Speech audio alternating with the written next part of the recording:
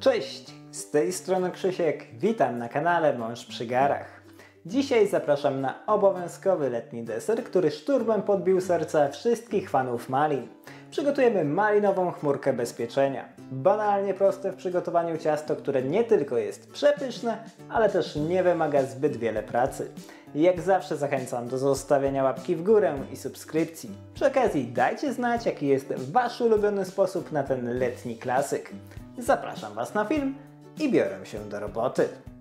Przygotowanie naszej malinowej chmurki zaczynam od galaretki. Do dużej miski, w której zmieszczą się galaretka i owoce, wlewam 700 ml gorącej wody. Następnie dodaję do niej 2 opakowania galaretki malinowej i mieszam do całkowitego rozpuszczenia. Tak przygotowaną galaretkę na chwilę odstawiam do lekkiego przestudzenia. W tym czasie zajmuję się spodem ciasta. Na dno blaszki o rozmiarach 18 na 28 cm wykładam 160 g podłużnych biszkoptów. Robię to najciaśniej jak mogę i w razie potrzeby docinam odpowiednie kawałki. Dno blaszki wcześniej natłuściłem i wyłożyłem papierem do pieczenia, a jej boki wyłożyłem folią rantową. Jeśli nie macie pod ręką folii, użyjcie papieru. Formę z biszkoptami na chwilę odstawiam i wracam do galaretki. Po lekkim przestudzeniu dodaję do niej 600 g mrożonych malin i krótko mieszam tylko do całkowitego pokrycia owoców przez płyn. Dzięki temu, że owoce były zamrożone, galaretka zacznie się ścinać niemal natychmiast, więc nie pozostawiajcie jej zbyt długo na blacie. Jeśli macie pod ręką tylko świeże maliny, dodajcie je do całkowicie wystudzonej galaretki, a następnie odstawcie ją do chwili, kiedy zacznie tężeć.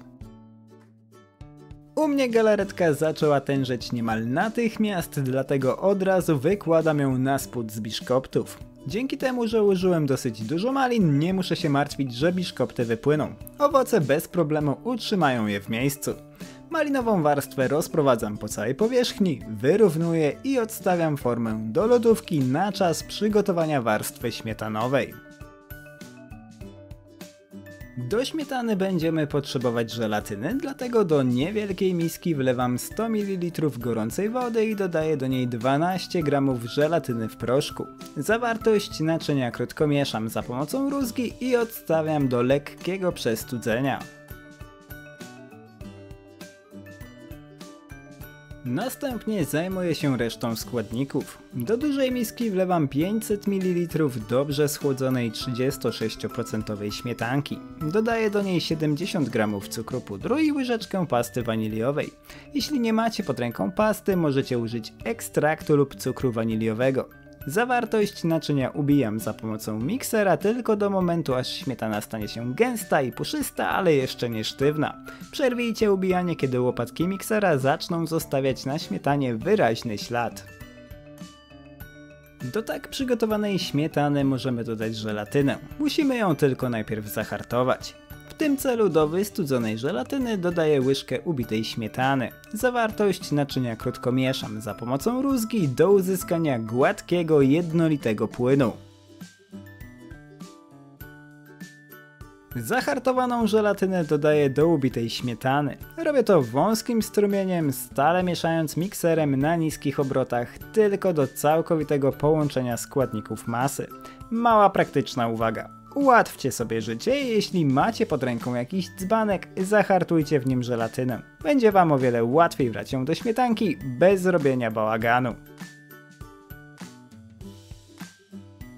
Tak przygotowaną masę śmietanową od razu wylewam na galaretkę, która na tym etapie powinna już całkowicie stężeć. Rozprowadzam ją po całej powierzchni ciasta, a następnie wyrównuję za pomocą silikonowej szpatułki.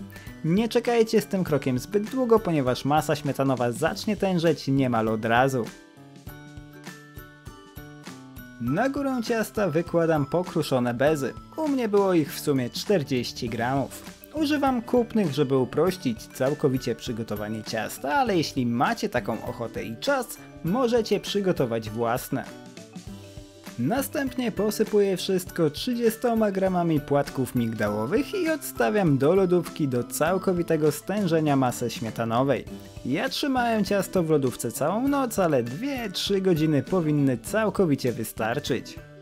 Następnego dnia wyjmuję ciasto z lodówki, zdejmuję boki blaszki, folię i już nic nie stoi na przeszkodzie, żeby kroić je w kawałki i podawać na przykład na tarasie w słoneczny dzień z filiżanką kawy. Malinowa chmurka bez pieczenia jest bardzo prosta w przygotowaniu. Samej aktywnej pracy jest tutaj może 20 minut, a efekt zadowoli każdego fana pieczonej wersji tego ciasta. Warstwa malinowa jest pełna owoców i przyjemnie kontrastuje z lekką jak chmurka bitą śmietaną. Migdały przyjemnie chrupią pod zębami, a pokruszone bezy nie tylko dodają ciastu słodyczy, ale też urody. Dajcie znać, czy przepis wam się spodobał, życzę wam smacznego i do zobaczenia w kolejnym filmie. Cześć!